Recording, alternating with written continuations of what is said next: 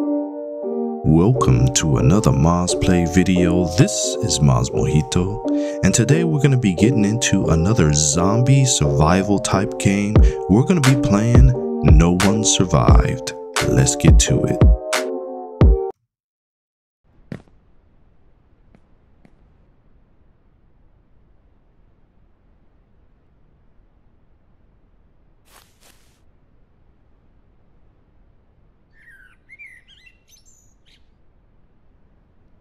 Alright, so we're jumping right in. Now to start off the game, you have the option to start off with nothing on, no clothing, no weapons, no anything.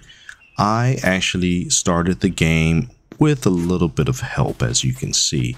So we got a backpack already, we got an iron spear, or metal spear and a metal bow. We got some ammunition, and you know, we got a couple other odds and ends. We're going to be visiting this vendor here. There are several vendors spread out throughout the map.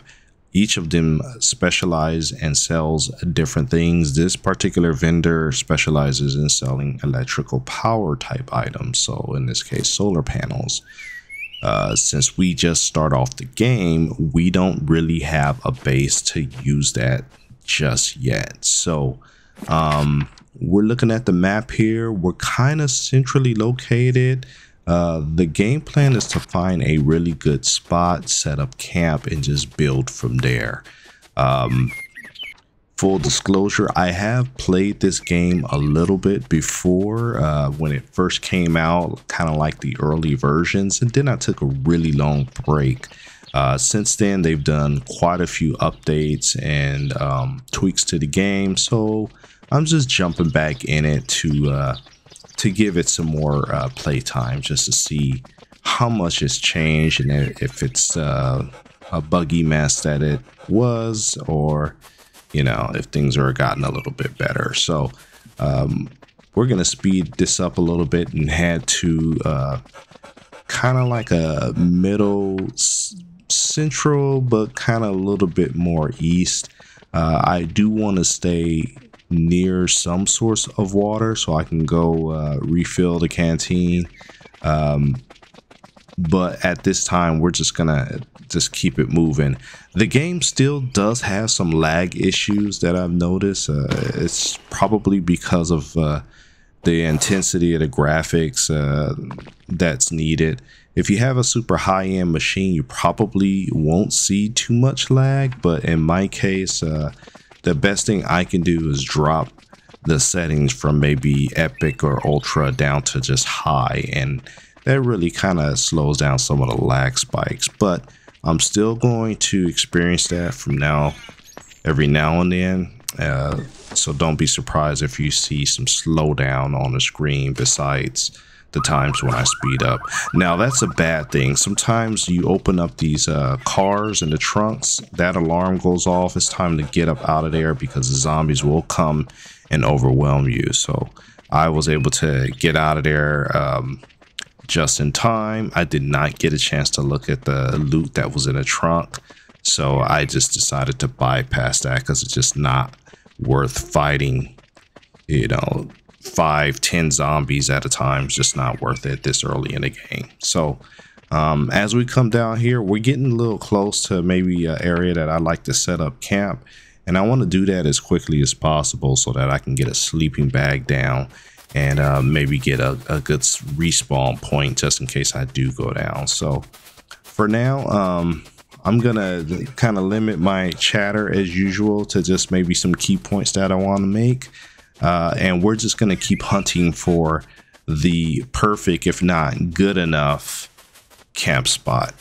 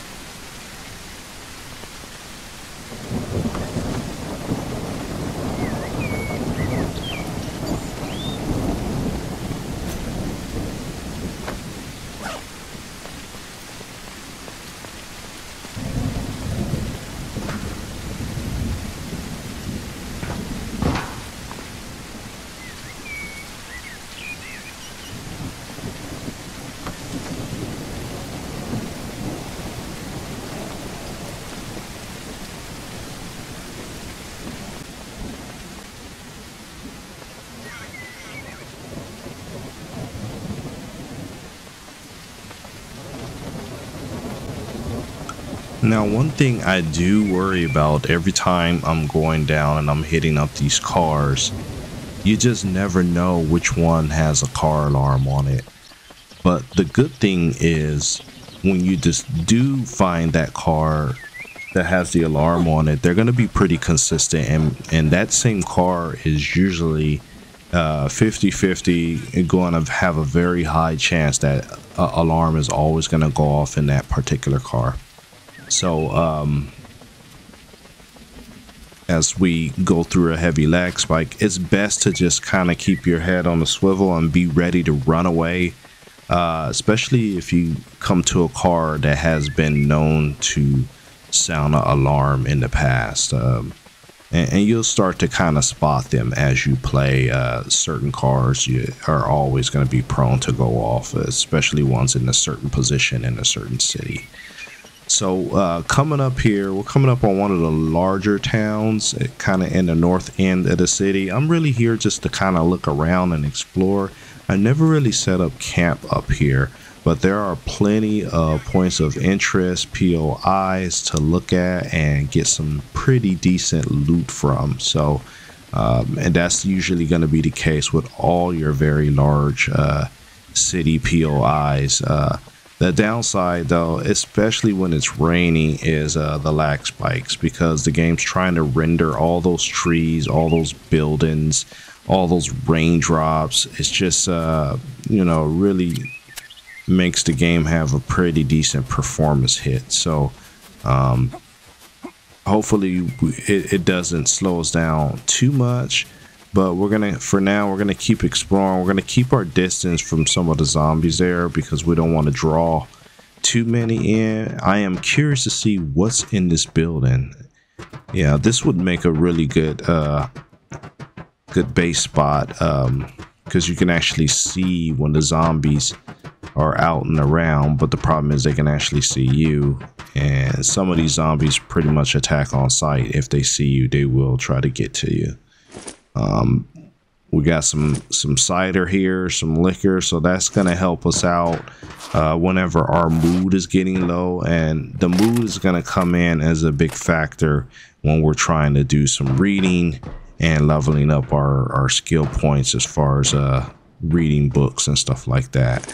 For now, I will just pick those up, keep them in the inventory for that, and just, you know, in case we need it, at least we'll have it. The clothing is pretty much going to be seasonal. So depending on what season we're in, I'm going to be picking up some winter clothes, you know, during the cold areas, and make sure that I stick with the summer high heat resistance clothes during this time frame. So we're gonna go ahead and just look through this. I don't know if this is an airport or what this is, but we're gonna just scope out this glass building and see what we can collect here loot wise.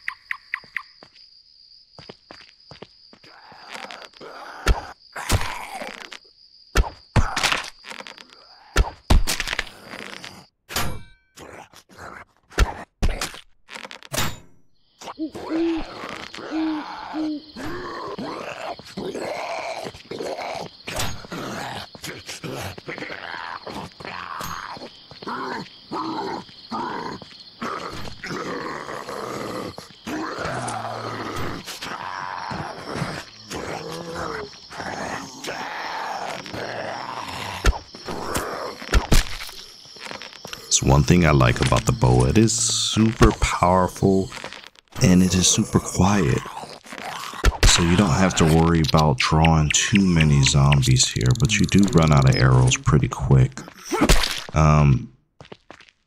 You notice there that that zombie was pretty much jumping all around. Those kind of zombies are really hard to deal with, especially when you get a whole bunch of them jumping up and down on you and you're trying to stay at some high ground. They can pretty much jump up there and hit you. So you just got to be really careful when you come to the jumping zombies. Look at that one. He just leaped right over that wall. But the key is just keep your distance, whether it's with arrows or with a spear or with some kind of weapon, handgun or machine gun or shotgun. Just keep your distance. We're gonna explore around this area here. It looks like we're coming to like the big building downtown area, and we're going to see what kind of loot we can get out of these buildings. But first we gotta take out the trash with these zombies.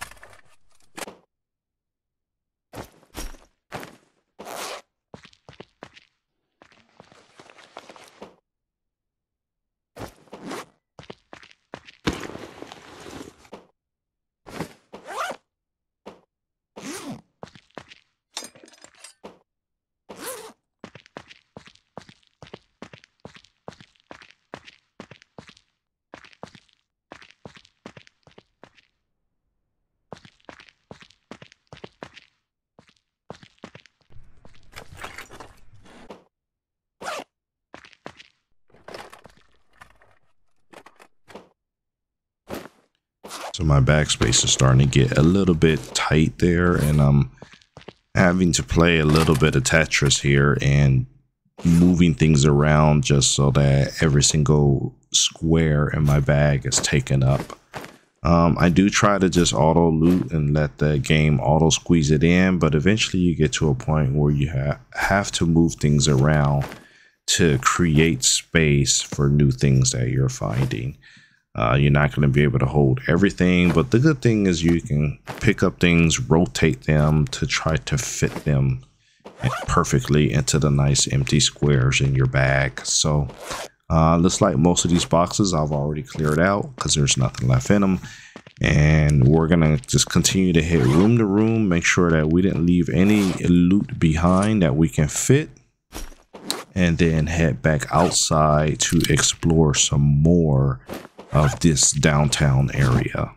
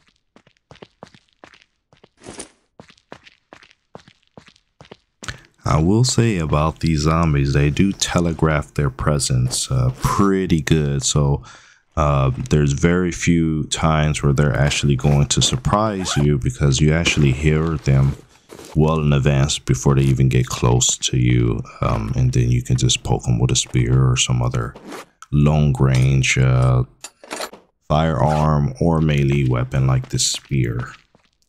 So looks like we're coming up on clearing out this entire area. There's going to be very few boxes left to check that I haven't already. This upper floor going up any higher is blocked by debris, so we're probably going to just